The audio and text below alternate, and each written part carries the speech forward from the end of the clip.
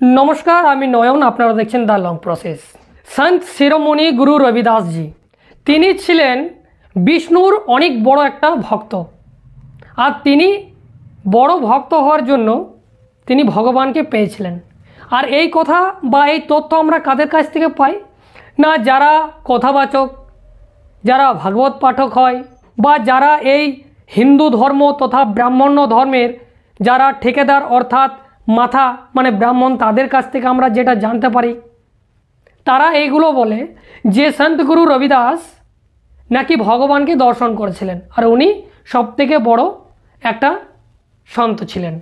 एटा कतटा सत्य सेई सत्यर ब्यापारे जानार आगे बिल्लमंगल जिनि भागवत पाठक उनी गुरु रविदासेर सम्पर्के कि बोलछे आपनारा शुनुन, तारपरे आमि एक एक करे आपनादेर काछे तथ्य राखबो जे उनी सत्यि बोलছেন ना मिथ्या बोलছেন। सर्वप्रथमे आपनारा सेई भिडियो शुनुन। दास कर्म करছেন জুতো সেলাই। কি করছেন? জুতো সেলাই কাশিতে। তো জুতো সেলাই করে ভক্ত হওয়া যায়? কারো পায়ের জুতো পালিশ করে ভক্ত হওয়া যায়? করছেন তো রুহিদাস তাই, কিন্তু ভক্তি হচ্ছে কেন? রুহিদাসের কাছে ভগবান আসছে কেন? রুহিদাস পরম বৈষ্ণব কেন? কারণ কি জানেন? জুতো সেলাই করে আর ভগবানের নাম করে। আর কি করে? সাধুর জুতো সেলাই করে হাত জোড় করে বলে আমি আপনার কাছে কোনো পারিশ্রমিক নেব না। সাধুর জুতোতে কোনো পরিশ্রমী নেবে না। ওই দেখুন সেবাটা জুতো সেলাই করতে করতে বৈষ্ণব হচ্ছে রুহিদাস। মানে কর্মটা ভাবের দ্বারা ভগবানের উদ্দেশ্য করছেন যে সাধু সেবা হচ্ছে। সাধু জুতো সেলাই করে কোনোদিন পয়সা নেবেন না। আর যা কিছু সেলাই করে হয় দুপুরে বাজার করে ভোগ লাগায়, চারিপাশে দেখে কোনো সাধু টাধু আছে কিনা, তাকে দুটো অতিথিকে দিয়ে পায়। তাহলে ইনি হচ্ছেন একজন ভাগবত পাঠক যিনি গুরু রবিদাসকে বলছেন জুতো সেলাই করতে করতে ভগবানের নাম করতে করতে ভগবানকে পেয়েছেন। আর অন্যদিকে বলছেন যে উনি সবারই কাছে টাকা পয়সা নিতেন, কিন্তু কোনো সাধুগুরু যদি জুতো সেলাই করানোর জন্য আসতো তাদের কাছে উনি কোনো টাকা পয়সা নিত না। এটা কতটা সত্য বা এইভাবে কি কেউ মহাপুরুষ বা সন্ত হওয়া যায়? এর উত্তরে যদি আপনাদেরকে জানতে হয় তাহলে সর্বপ্রথম আপনাদেরকে জানতে হবে গুরু রবিদাসজির যে দোহা সেই সময়ে উনি কি সমাজকে বার্তা দিয়েছিলেন সেগুলো আপনাদেরকে জানতে হবে। আর সেইগুলো যখন আমরা জানার চেষ্টা করছি তখন দেখা যাচ্ছে উনি বলছেন যে ব্রাহ্মণ মত পুজিয়ে जो होवे गुणहीन পুজিয়ে চরণ চণ্ডালকে जो होवे गुण प्रवीण। মানে এমন কোনো ব্রাহ্মণকে তোমরা পুজিবে না বা তাদের কথা শুনবে না যার মধ্যে কোনো দক্ষতা নেই, যার মধ্যে কোনো রকম গুণ নেই, যার মধ্যে শিক্ষা নেই, তার কথা কিন্তু কোনোভাবেই শুনবে না। শুনবে কাদের কথা না, সে যদি চণ্ডালও হয় আর তার মধ্যে দক্ষতা থাকে, তার মধ্যে জ্ঞান বিজ্ঞানের ভাবনা থাকে, তার মধ্যে এই সমাজকে সঠিক দিশা দেখানোর মতো দক্ষতা থাকে, তাকে উনি মানতে বলছেন। তাহলে এর থেকে তো প্রমাণ পাওয়া যায় যে ওনার যে লড়াই সে লড়াই ছিল মুক্তির আন্দোলন আর এই ব্রাহ্মণ্যবাদের বিরুদ্ধে ওনার লড়াই। এই ভাগবত পাঠক আরেক জায়গায় বলছেন যে উনি সর্বপ্রথমে যে টাকা উপার্জন করতো সেই টাকা থেকে নাকি সর্বপ্রথমে ভগবানকে ভোগ দিত। এটা কতটা সত্য? উনি সত্যি কি ভগবানকে ভোগ দিতেন না এদের বিরোধিতা করেছে না, সেটা জানতে হলে দেখুন এক জায়গায় উনি বলছেন वामन झूठा वेद भी झूठा झूठा बम अकेला रे मंदिर भीतर मूर्ति बैठे पुजारी बाहर चेला रे लड्डू भोग चढ़ावती जनता मूर्ति के ढेंग केला रे पत्थर मूर्ति कुछ न खाती खाती बामन चेला रे जनता लूटती बामन सारे प्रभुजी देता ना अधेला रे। তাহলে এটার মানে কি না, বলছে যে ব্রাহ্মণ মিথ্যা বেদও মিথ্যা, এখানে স্পষ্ট। আর লাড্ডু ভোগ মানে সকলেই এখানে দান করে বা যেটা বলে চাড়ানো, কিন্তু মূর্তি ঠাঙ্গা কেলারে মানে কিছুই দেয় না মূর্তি ওনাদেরকে। আবার কি বলছে যে পাথর মূর্তি কিছু না খাতি খাতে বামন চেলারে, মানে পাথরের মূর্তি সে কি কিছু খায়? সে তো কিছুই খায় না। খায় কারা? না ব্রাহ্মণ আর ব্রাহ্মণের চেলারা। জনতা লুটতি বামন সারে প্রভুজি দেতে না আধেলা রে, মানে ব্রাহ্মণ সমস্ত কিছু লুট করে আর এই প্রভুজি কিছুই দেয় না, কাউকেই কোনো কিছুই দেয় না। তাহলে এর থেকে আমরা কি বুঝলাম?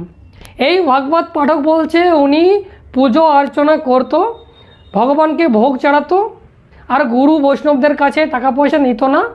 এইভাবে ভগবান ওনার কাছে এসেছে, ওনার লোভ ছিল না, লালসা ছিল না, তার জন্য উনি মহান সান। এটার জন্য না ব্রাহ্মণ্যবাদীদের মুখোশকে উবড়ে খুলে দেওয়ার জন্য তাকে আজকে ব্রাহ্মণীকরণ করে এই ধরনের আজকে একটা নাটক সাজানো হয়েছে বা গল্প কাহিনী সাজানো হয়েছে। সন্ত গুরু রবিদাস বারবার তিনি তার লেখার মধ্য দিয়ে, তার দোহার মধ্য দিয়ে এই সমাজকে সঠিক দিশায় আলোকিত করার জন্য ব্রাহ্মণদের পর্দাফাশ করেছে, এই মূর্তি পূজার বিরোধিতা করেছে, পুজো পাঠের বিরোধিতা করেছে, স্বর্গ নরকের বিরোধিতা করেছে। আর সেই গুরু রবিদাসকে এরা বলছে যে না, ইনি হচ্ছে সন্ত, ইনি ভগবান দর্শন করেছে, এনাকে ভগবান খুদ দর্শন দিয়েছে। ভগবান খুদ দর্শন দেয়নি, ব্রাহ্মণদের প্রপাগান্ডা। তার জন্য এরা আজকে মানতে বাধ্য যে এদের সত্য কাহিনী যদি আজকে সমাজ জেনে যায় তাহলে সমাজ কিন্তু একটা সময় আমাদেরকে কোণঠাসা করে দেবে। তার জন্য এই সন্ত গুরু রবিদাসকে ব্রাহ্মণীকরণ করে নাও। তার জন্য আজকে ভগবানের সাথে লিঙ্ক আপ করে আমাদের মধ্যে দিয়ে দিচ্ছে। আর আমাদের মানুষ সেখানে খেয়ে বলছে, আরে গুরু রবিদাস তো আমাদের মহাপুরুষ, তাহলে উনি ভগবান পেয়েছে, আমরাও মালা জপবো, আমরা সমস্ত কিছু করব, আমরা ভোগ চড়াবো, তাহলে আমরাও এই ভগবানকে পাবো। কিন্তু উনি বারবার যে সতর্ক করে গেছেন সেই কথা কিন্তু আপনাদেরকে এই ভাগবত পাঠকরা বলে না। গুরু রবিদাসজি আরেকটা কথা খুব বেশি পরিমাণে ভাইরাল রয়েছে, আর সেটা সকলেই জানেন, যে উনি বলেছেন যে মন চঙ্গা তো কঠোতি মে গঙ্গা। এই কথার মিনিং বহু ধর্মগুরু বহু রকমভাবে বলে, এর যে আসল তথ্য আপনাদের সামনে তুলে ধরে না। আর সেই জন্য গুরু রবিদাসজি এটাও বলেছিলেন যে हम जो कहते हैं ये कभी विश्वास भी मत करना, क्योंकि समय बड़ा बलवान है, समय के साथ आपको मानना पड़ेगा। তার মানে কি, যে সময়ের সাথে সাথে অনেক কিছু উক্তির কথা কিন্তু পরিবর্তন করে আপনাদের সামনে রাখবে। আপনাদেরকে বিচার বিশ্লেষণ করে দেখতে হবে যে আপনারা কোনটা নেবেন আর কোনটা নেবেন না। এখানে গুরু রবিদাসের এই যে উক্তি, সেই উক্তিকে গঙ্গা মায়ের সাথে চুরির সাথে তুলে ধরেছে। আর সেখানে বলেছে যে গঙ্গা মা সাথ সাথ এখানে দর্শন দিয়েছে ওই কাঠতির মধ্যে, যার জন্য মন চাঙ্গা তো কাঠতিময় গঙ্গা। এটা সম্পূর্ণ সরাসরি মিথ্যে কথা। উনি এইটাই বলতে চেয়েছেন যে সমাজের মানুষ দিন রাত পুজো পাঠ যাগযজ্ঞ অর্চনা করছে বা এই গঙ্গায় স্নান করে তারা দিন রাত পুজো অর্চনা করছে, তাদের কিন্তু মঙ্গল হচ্ছে না, তাদের কিন্তু উদ্ধার হচ্ছে না। তার জন্য উনি বলেছেন যে আগে নিজের মনকে পরিষ্কার করো।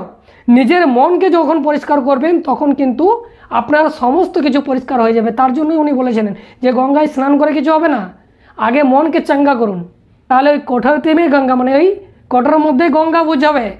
তো আমাদের মানুষ সেইগুলো না বুঝে সেই গল্প কাহিনীর দিকে চলে যায়। গল্প কাহিনীর দিকে আপনাদের ভবিষ্যৎ উজ্জ্বল হবে না। ভবিষ্যৎ উজ্জ্বল হবে তখন যখন আপনারা সঠিক ইতিহাস সম্পর্কে অবগত হবেন। তাহলে এই ভাগবত পাঠক সত্যি বলছে না মিথ্যা বলছে, আপনারা অবশ্যই কমেন্ট করে জানাবেন। আপনারা দেখছিলেন দ্য লং প্রসেস, আমি ছিলাম আপনাদের সাথে নয়ন। এখন এই পর্যন্তই, ধন্যবাদ।